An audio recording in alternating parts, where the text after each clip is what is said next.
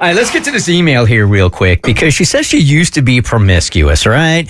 Those days are kind of behind her now, but she's going into this weekend. She's got a really difficult decision to make and wants our help. Go for it, Cass. Hey, Bert Show. I love you guys and listen every morning, so I figured you'd be the perfect people to ask for advice. I don't really want to be on the air, though, so if you could just read my email and give me some advice and motivation, I'd appreciate it. I've been living my best life in the dating scene for a while now, and I won't lie, I've had a lot of fun.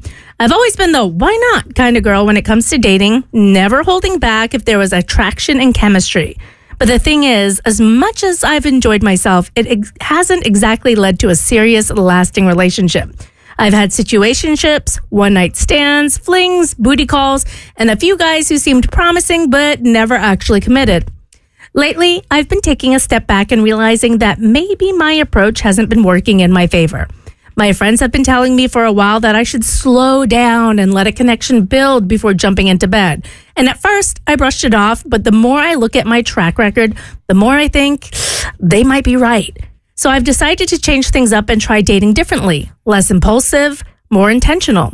I'm a recovering slut. Her words, not mine. Oh boy. Okay. Here's where I need your help. This weekend, I'm going out with a total hottie. Like, seriously, my type. Must be nice. Normally, I'd go with the flow and let whatever happens happen. But this time, I really don't want to sleep with him. And not because I don't want to, because trust me, I do. But because I know that rushing into things hasn't worked out for me in the past. I want to keep things classy and actually build something real for once. So how do I stick to my new mindset without killing the vibe? How do I resist temptation when I know I'll be feeling it? And how do I show that I'm interested without making it seem like I'm playing games? Basically, how do I be a lady in the streets and in the sheets? So for me here, if I'm dating somebody and it's getting to that point and they say they are not comfortable yet going that route, deal is off, man. I mean, that's the one place that you should feel more safe than anywhere else, right? So if you're not comfortable with your safe and you don't, or with yourself, and you're not into it, that is not a place for compromise. Well, I think for the first date, maybe take the pressure off of it because more than likely something's probably not going to happen. I don't think most people go into a first date expecting for something to go straight to the bedroom. So maybe take the pressure off for that. But moving forward, I think you've just really got to lean into yearning, bring back pining, bring back wanting something that's not there yet. And I think if you focus more on channeling that sensual energy that you've got going on into kind of building the anticipation and doing things that kind of tease as to what's to come rather than what you're going to jump into the bed and do immediately. I think that'll make it more fun and kind of make it feel like it's less of a denial and more of building anticipation.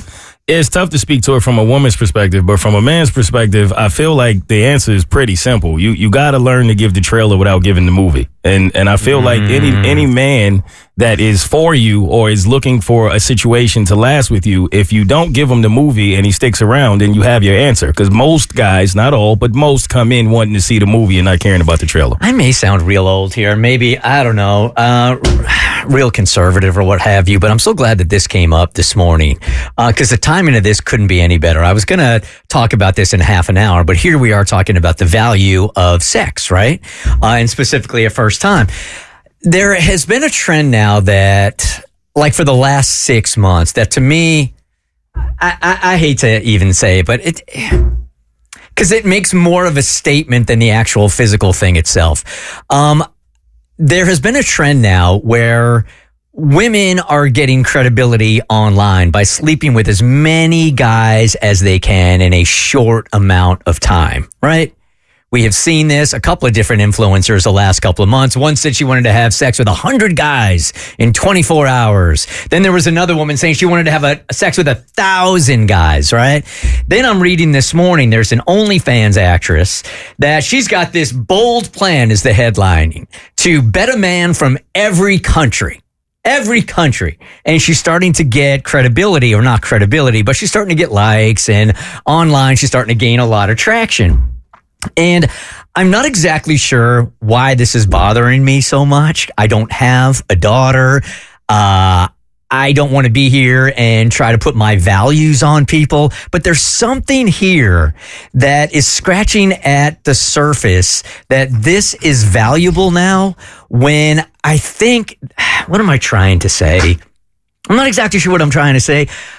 What I really want to say is that I really kind of find it gross. But there's something that is playing here underneath it that is so dysfunctional and unhealthy that we seem to be embracing, that I don't know. It's this specific thing really bothers me. Yeah, I totally get that. But I don't think this is anything new. I think it's just jumping off from the restricted sites to more mainstream headlines. Like, I think nowadays when anybody can pull up a camera and become an OF star and make millions and millions of dollars, it's encouraging these women to be as outrageous as possible and do things to market people that might not be on those sites, to find them on OnlyFans or other sites where adult content is found. And I know what you mean by saying it's gross. I think it's the same thing that's been happening for years, as long as sex has been on the internet. It's just making its way to like the Daily Mail, which is at the end of the day good marketing for them. I think I'd probably be saying the same thing if this was a dude that was doing this as well, but somehow, some way, there's like a different attachment to it's almost like we expect guys to be pigs. Well, so I think it's a two-pronged thing. I think you're right in that there is some underlying issues. Like, for mental health, a lot of people use sex for self-esteem boosting and things like that. So if you're coming here and saying, I want to do 1,000 men and I want the world to see it, like, I want to have a conversation like, are you okay? Are you in an okay place? If you're in an okay place, then go for it, girl. And I think that's how we treat men and women differently, because I guarantee you there are dudes with bucket lists for women in every country. There was a guy who used to walk down the hall who used to brag that he had bedded over 400 women. And people were like, ew, but we didn't have these big discussions about it because it's okay for men to do it, but not women. I would say neither one of them are in an okay place. If you're a guy that's having sex with 400 women, you're not in an okay place. And if you're a woman whose goal is to go and have sex with 1,000 guys in a couple of months, or bet as many guys with as many passports as possible, you're not in an okay place. But maybe you are. Maybe you're just applying how you feel about sex and they just don't feel it that way. I guess. And I guess I'm trying to be as open-minded as you are, but in all honesty, it's not a healthy place to be in. I'm with you. And the increased risk for pregnancy or STDs, like it's something. If my friend came to me and I would say, hey, let's go see a therapist first. I felt like the culture has been over-sexualizing men, women. I just feel like we almost desensitized to sex at this point. Like, that's really what it's become. And I remember saying this years ago. I felt this way for a long time. It's just like, it's almost as if we're leading with that now. That's obviously always been there, but it's like, is that all there is, and is there more? And I remember saying it, and it was like mixed feelings from women. So some women were saying, Mo, I appreciate your old school values. Thank you for saying it. Whereas other women felt like, you know, it's not your business and it's whatever you want to do with your body is with, and I agree with that. So I kind of backed out of it, but at the same time, I completely understand what you're saying. I felt that way for a while. It's a little too much. I think the difference here is also this is this woman's job, whoever is doing it. And I think if we're going to be politically correct for her to do sex work, if you were to do anything an extreme when it came to your work, if I was to spend 100 hours at the studio every single day, or if I was to compromise something about myself for a bit or any other aspect of my work, we would look at that as like, oh, that's almost like abusing yourself and abusing your time and abusing. It feels like abuse at that point, to where it almost feels like with these women doing these extreme acts for sex work, it's like you're overworking yourself to the point where it does start to feel like self-abuse. Yeah, it does feel like self-harming. If somebody came in here and they were cutting themselves, or they were online cutting themselves, they're being, oh my God, you need to get help, you need to get help, you need to get help. But isn't this emotional cutting? No, because what's the difference though between, like, if I did come in here and bust my butt and stayed in the studio 20 hours a day and I made it big and I made headlines, everyone would be like, look at her work ethic. She wanted it and she got it. And these women, if this is their work is sex work, and they're making headlines and they're making bank for that. If they don't have an emotional attachment to having sex and it's literally just a physical thing for them, then why would we? I understand it's not the same for everybody, and there are a lot of strings attached when you talk about that and religion, and not everyone feels that way, but you should be able to step back and be like, all right, if you want to, go for it, as long as your mental health is in a good space, get it. I guess I get into my head also on like, what are you teaching the girls that are online also, the young girls that are online, that this is okay, you can make more money and this is this is acceptable. Why isn't it though?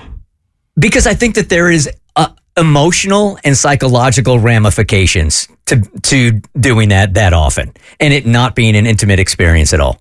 Yeah, and I think there's emotional and physical ramifications to overworking yourself in any area. But I think to your point, I think what you're trying to say is, have we lost the plot that sex is more than just a physical act? Mm-hmm. I also think when you listen to women who have lived that life at some point and then now they're out of it, they will speak to a lot of the struggles and things that they have now that they didn't realize they were going to have as they were doing it. And I feel like if more of those women were to speak up, it would send a message to the younger women that I think they need to hear.